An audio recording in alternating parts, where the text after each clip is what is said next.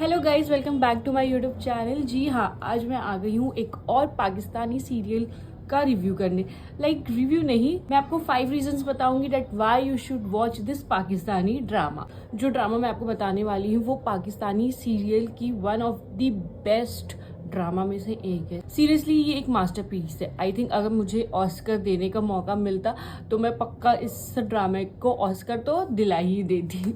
खैर मतलब I must appreciate Pakistan for this. मतलब हॉलीवुड हो या बॉलीवुड हो या कोई और भी अदर जो ड्रामास क्रिएट करती है, उन्हें पाकिस्तान से आई थिंक इस चीज़ के लिए तो इंस्पिरेशन लेनी चाहिए एंड ऑफ कोर्स उनको अप्रिशिएट भी करना चाहिए। उनकी एंड जो ड्रामा मैं अभी आपके सामने बताने वाली हूँ वो है Parijaat. Parijaat is one of the masterpiece. Seriously मतलब मैंने बहुत सारे पाकिस्तानी ड्रामा में देखती हूँ बट परिजात जैसा अभी तक कोई भी ड्रामा नहीं है।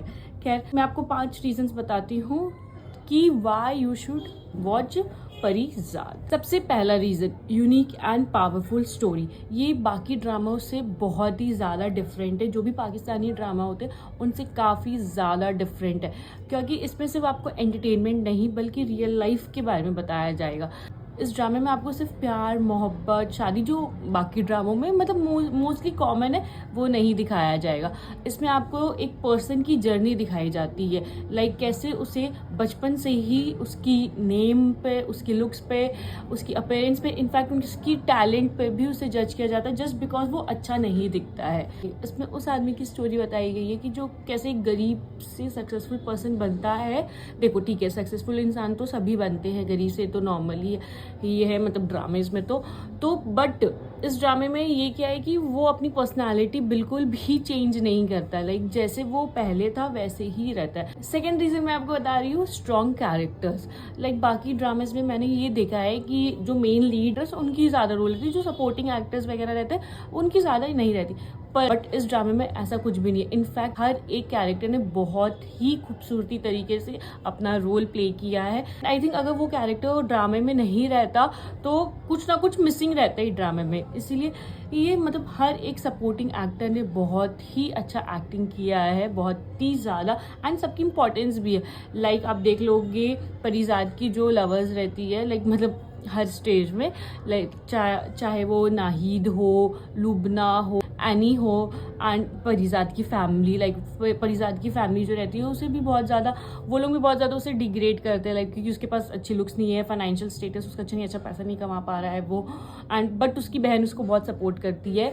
फिर उसके दोस्त, जिसका एक दोस्त रहता है वो उसको बहुत ज़्यादा हेल्प करता है एंड मतलब उसका भी बहुत ही ज़्यादा स्ट्रॉन्ग कैरेक्टर है। एंड देन फिर उसके ओनर आते हैं, जो मालिक रहता है जिसके थ्रू वो सक्सेसफुल बनता है वो, एंड फिर लास्ट में मास्टर जी रहते हैं, उनका भी रोल बहुत ही ज़्यादा बढ़िया है, बहुत A1 ऐसा है।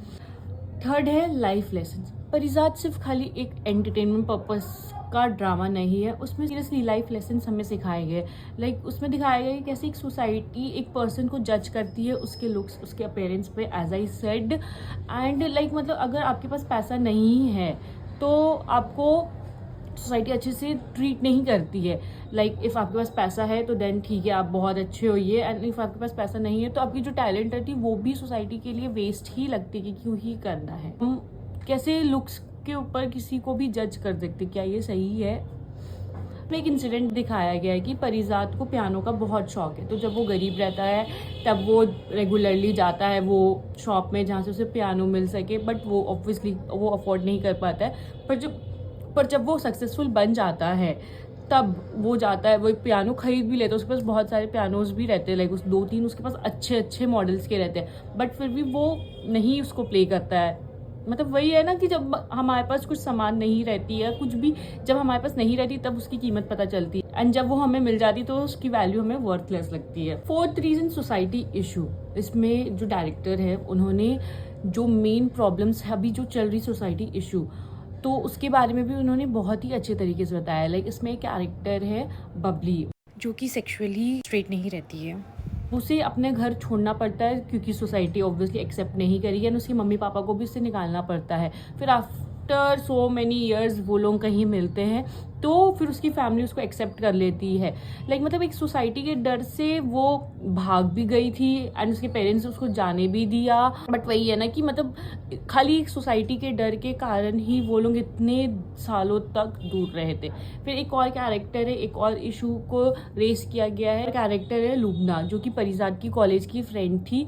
उसकी फैमिली उसकी शादी तब कराई जब उसके लिए कोई सबसे ज़्यादा जो जिसने पैसे दिए थे उसके साथ उसकी शादी कराई थी। मतलब ये दो इशू पर वही है कि इस ड्रामे में इतनी खूबसूरती तरीके से दिखाया गया है कि ये कितनी बड़ी प्रॉब्लम है अगर देखा जाए तो। बट डायरेक्टर ने बहुत ही अच्छे तरीके से इसको प्रेजेंट किया। Last but not the least, fifth reason, outstanding performance of Ahmed Ali Akbar, yes, उर्फ परिजाद। मैंने एक इंटरव्यू में देखा है कि पहले उन्होंने मना कर दिया था कि वो ये रोल नहीं प्ले करेंगे एंड लेटर ऑन उन्हें बेस्ट एक्टर का अवार्ड मिला गया फॉर परिजाद। कितना अच्छी बात है ना। पहले वो मना कर रहे थे एंड उसे उसी कैरेक्टर के लिए बेस्ट एक्टर का अवार्ड मिला इन पाकिस्तान अवार्ड शो ऑब्वियसली। सो उन्होंने जिस हिसाब से प्रेजेंट किया, जब मैं देख रही थी ना मुझे लग रहा था कि मैं बायोपिक देख रही हूँ। वो पर्सन सीरियसली मेरे सामने है, उसकी लाइफ में ऐसे ऐसे प्रॉब्लम्स है, वो ऐसे टैकल कर रहा है, ये है। उनका पर्सनालिटी, उनकी लुक्स, उनका वॉइस मॉड्यूलेशन, उनकी डायलॉग डिलीवरी, सब कुछ आउटस्टैंडिंग थी। So that's for today and comment करके ज़रूर बताना आपको परिजाद कैसा लगा। एंड जिसने भी अभी तक नहीं देखा है, आई रिक्वेस्ट यू प्लीज़ एक बार जाके देख लो, आपको सीरियसली बहुत ज़्यादा अच्छा लगेगा। So thank you for watching and please like share subscribe करना मत भूलना।